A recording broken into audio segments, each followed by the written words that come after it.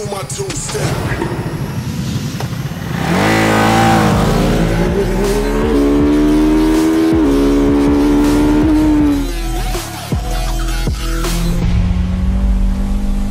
Salut à tous, bon juste un petit retour sur le sondage d'hier. Qu'est-ce qui vous arrive les sudistes? Ah, c'est vous les plus nombreux, qu'est-ce qui se passe? Vous avez besoin de vacances ou quoi? Putain, l'accent de Paris-Gog que j'ai. Et quand vous regardez les vidéos, ça doit être le top de l'exotisme pour vous les amis. Ah merci franchement. En revanche, je sais sur qui je vais pouvoir taper à fond. Ah les gars du centre, déjà vous n'êtes pas très nombreux, et en plus comme c'est rapatrié par les corbeaux chez vous, autant dire que j'ai autant de chances d'en croiser un qu'un pingouin, donc ça va te tailler quoi. Non je rigole. En revanche, bon les Suédois là, je pourrais rien pour vous. Bon les trêves de plaisanterie, on a du pain sur la planche quand même. Ducati vient de présenter son nouveau Monster, et il y a un max de choses à en dire. Alors, on lève les mains bien haut. 3, 2, 1... Oh la vache, j'ai eu peur. Franchement, quand j'ai vu les photos volées, je me suis dit, oh, elle est moche, quoi. Et en fait, ça va. Franchement, le phare, les petits clignots là intégrés sur le cadre. Alors, c'est sûr qu'au niveau du cadre avant, donc en alu, et puis la boucle arrière en polymère renforcée par des fibres de verre, ça change du treillis, quoi. Mais bon, d'une part, c'est pas forcément une entorse à la tradition, parce que je vous rappelle qu'à l'origine, les Monstros, ça reposait sur des cadres de sportifs de l'époque, et que c'est exactement là, en l'occurrence, ce que fait le Monster 2021, en s'inspirant de celui de la Panigale V4, mais c'est surtout l'occasion de lui faire un sacré régime au Monster. Par rapport à la 821, elle perd 18 kg. Non mais 166 kg à sec, 188 kg toute mouillée, elle passe sous la MT-09, alors même que Yamaha vient de lui faire perdre 4 kg. Et si je la compare à la Yamaha, c'est pas pour rien, c'est parce qu'il y a des changements qui ont été opérés sur l'ergonomie du nouveau Monster aussi.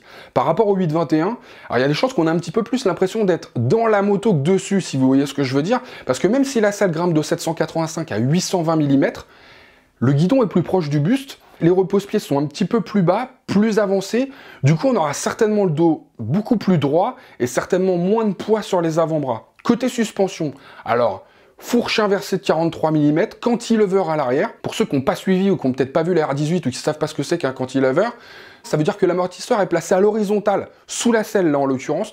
Quant au freinage, bon comme toujours chez Ducati, c'est toujours du Brembo. Mêmes étriers radio, donc 4 pistons M432 à l'avant, qui sont en revanche reliés à un nouveau mètre cylindre radial lui aussi, et puis 2 pistons à l'arrière. Franchement, ça va bien freiner. Quant aux pneus qui habillent les jantes en alliage de 17 pouces, là on est sur du Diablo Rosso 3 de chez Pirelli. Bien évidemment. Évidemment aussi écran TFT Bluetooth pour connecter son téléphone, ça on ne pouvait pas y couper. Et puis toute une palanquée d'assistance électronique. Évidemment, on programme ABS réglable sur 3 niveaux, anti-wheeling, traction control, assistance au démarrage, shifter up and down, 3 modes de conduite, donc qui agissent sur les réponses au moteur en gros. Moteur qui, donc vous l'aurez deviné en lisant le titre, est une version légèrement remaniée de celui qu'on trouve sur les multi, les super sports et autres hyper motards 950. Résultat, 111 chevaux, 93 Nm de couple, soit 2 chevaux et 7 Nm de plus que le 821. Et le couple, c'est 1250 tours-minute plus bas pour le max. Donc, plus de puissance à 9250 tours-minute, plus de couple plus bas et 18 kg de moins. Vous ajoutez à ça un empattement qui est légèrement plus court, de 6 mm en gros. Et franchement, à mon avis, il y a de quoi bien se marrer. Révision tous les 15 000, jeu aux soupapes tous les 30 000. Et là, attention, roulement de tambour, un prix en baisse, les amis. Aussi incroyable que ça puisse paraître, le Monster 2021 standard sera proposé à partir de 11 290 €, soit 200 de moins que le 821. Et dans sa version plus, c'est-à-dire équipé d'un saut de vent et d'un petit capot de selle, le Monster 950 monte à 11 590 €. C'est seulement, si je puis dire, 100 € de plus que l'actuel 821. Franchement, c'est pas mal. D'autant que bon, déjà, 11 290 € pour un 950, c'est déjà pas à donner quoi. Mais franchement, ça donne vraiment envie de l'essayer. Va falloir attendre un petit peu, parce que ça arrivera pas avant le mois de mars en concession. Donc, quoi qu'il arrive, je devrais pas pouvoir monter dessus, à mon avis, avant le début de l'année prochaine. Mais bon, c'est comme ça, on peut attendre encore un petit peu, quoi. Sur ce, les amis, d'où que vous soyez, prenez soin de vous. Aloha. Qu'est-ce que tu dis, Hachi ? Ah oui, c'est sûr, hein, si je vous demande d'où vous êtes, c'est pas pour vous envoyer des cartes postales à un moment. Hein.